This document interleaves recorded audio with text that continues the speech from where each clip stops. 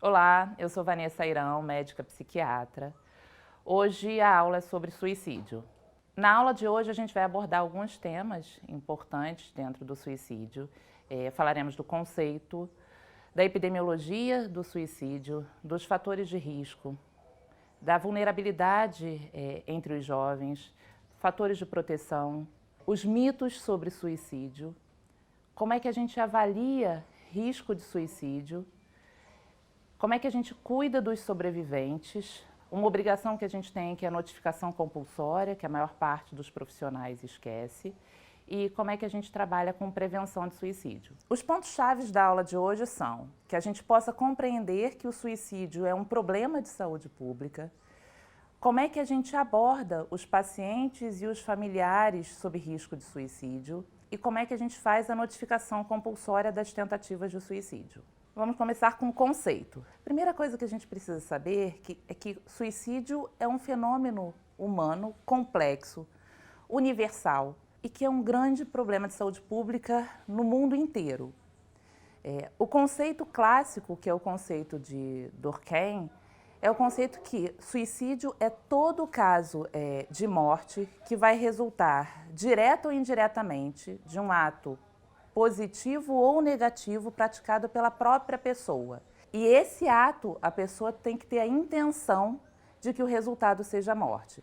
Quando a gente chama de um ato positivo, é um ato em que a pessoa atua para que isso aconteça, e um ato negativo é aquele em que a pessoa, na verdade, se omite de uma ação que resultaria na própria morte. Então, quando a gente pensa ainda nos conceitos, existe uma expressão que é muito utilizada em artigos ou mesmo em livros, que se chama suicidalidade.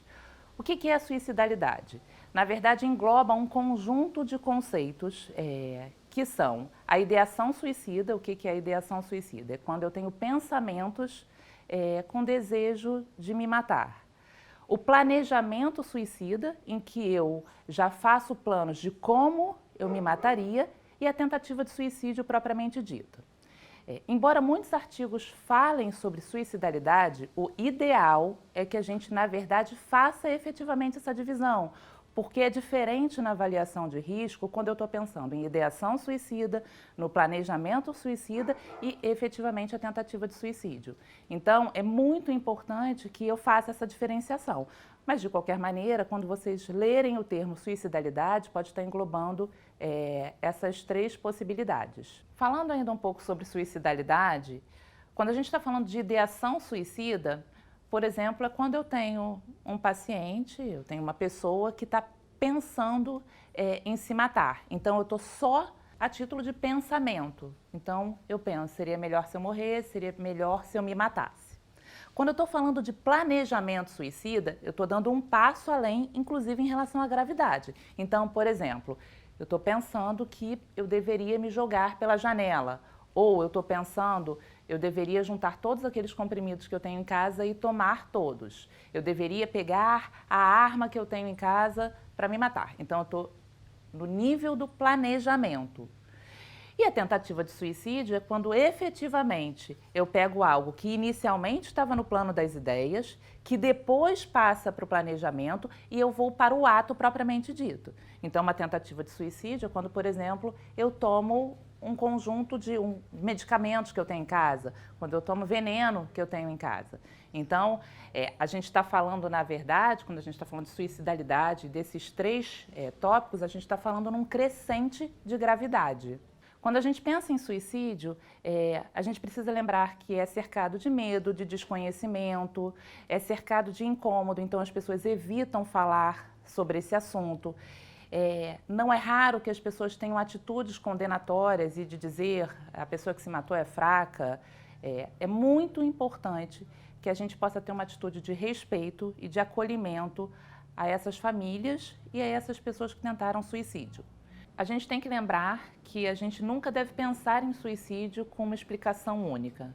É da nossa natureza que a gente tente explicações simples para determinados fatos, mas dificilmente a gente vai ter uma explicação única. Então, quando a gente sabe que alguém cometeu suicídio, que alguém tentou suicídio, relativamente rápida a nossa resposta. Ah, estava com dívida, foi mandado embora, perdeu a esposa, se separou.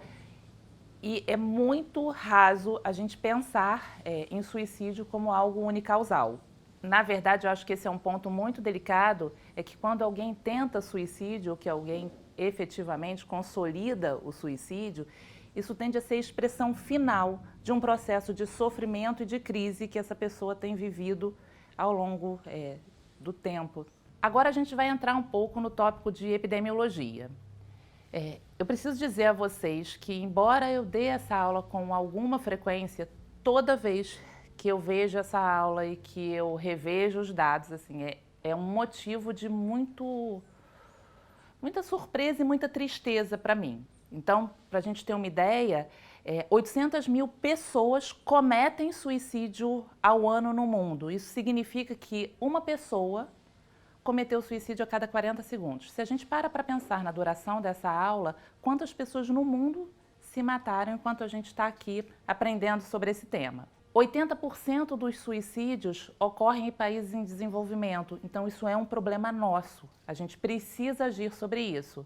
Ainda sobre os dados relacionados ao suicídio, a estimativa é que a cada pessoa que comete suicídio, eu tenho mais de 20 tentativas de suicídio. Então, para a gente pensar que quando a gente sabe que alguém cometeu suicídio, na verdade, provavelmente tem mais 20 tentativas no entorno. Não estou falando do entorno micro, que necessariamente seja alguém da convivência, mas eu estou falando num nível maior, num nível populacional. Então, só para a gente pensar que toda vez que eu tenho um paciente que cometeu suicídio, no fundo eu estou vendo só a ponta do iceberg de um tema tão importante e tão grave. Por ano, os registros são de 16 milhões de tentativas. Lembrando que esse é um dado que, por exemplo, no Brasil, é subnotificado. Eu queria que a gente pensasse o quanto cada um de nós pode ter tido pacientes que tentaram suicídio, que não chegaram às emergências clínicas e que a gente não notificou. Então, embora seja um tópico que a gente vai falar mais adiante, mas é só para lembrar do quanto a tentativa de suicídio é algo que é nossa obrigação notificar. Porque eu só penso em estratégias individuais e em estratégias de política pública quando eu tenho notificação. Das pessoas que tentam suicídio, quase 2% dessas pessoas vão efetivamente morrer por suicídio nos próximos 12 meses. Então, isso é algo que eu vou ficar falando ao longo da aula.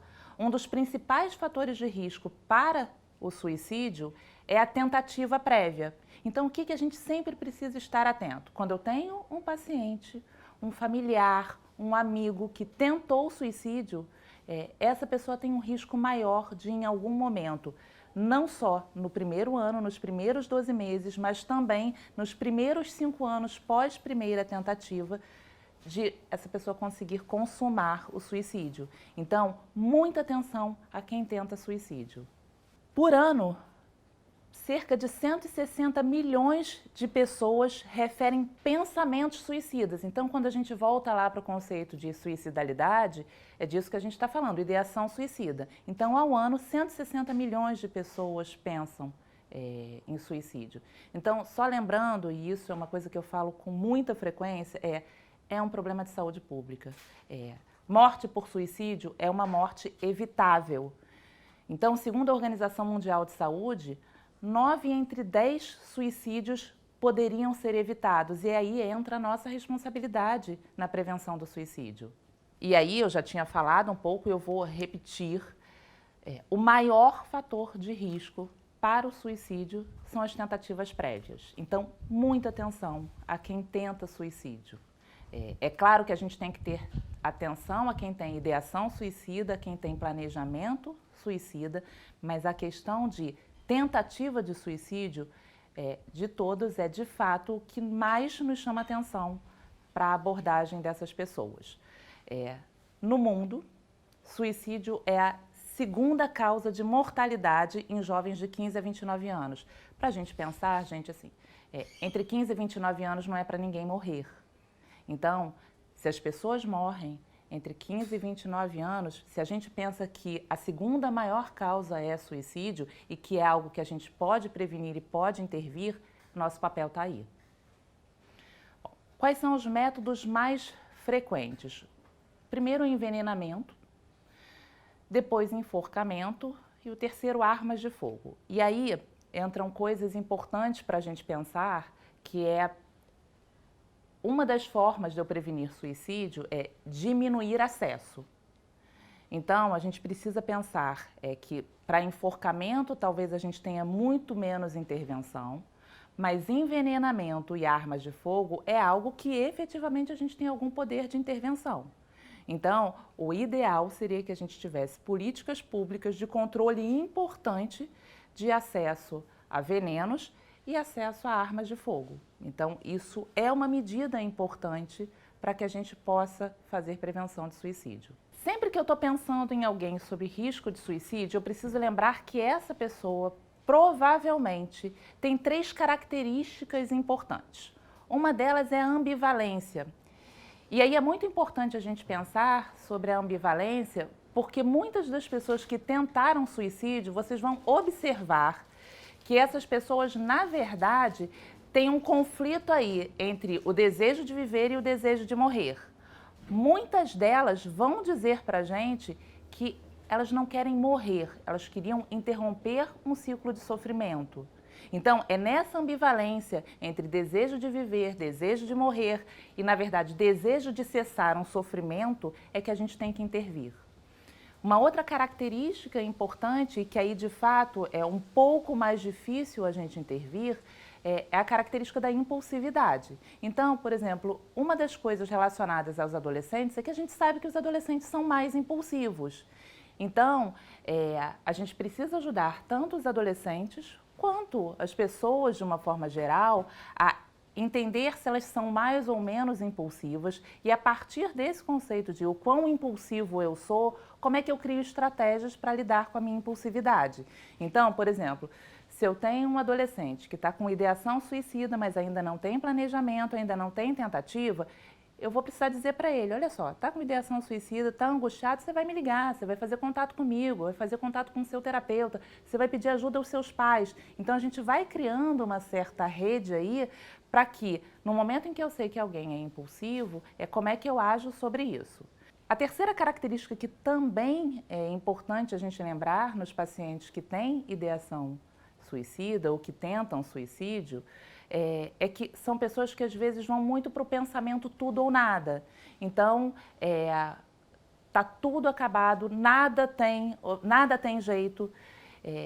E às vezes só o fato de poder falar com alguém, seja um profissional, seja um amigo, e aí entra o papel social da gente, isso faz uma diferença, porque é alguém que ajuda a gente a entender que não são os dois extremos, que entre o tudo e o nada tem um conjunto enorme de coisas. E que mesmo uma crise financeira passa, uma crise amorosa passa, e que a gente pode contar com recursos externos.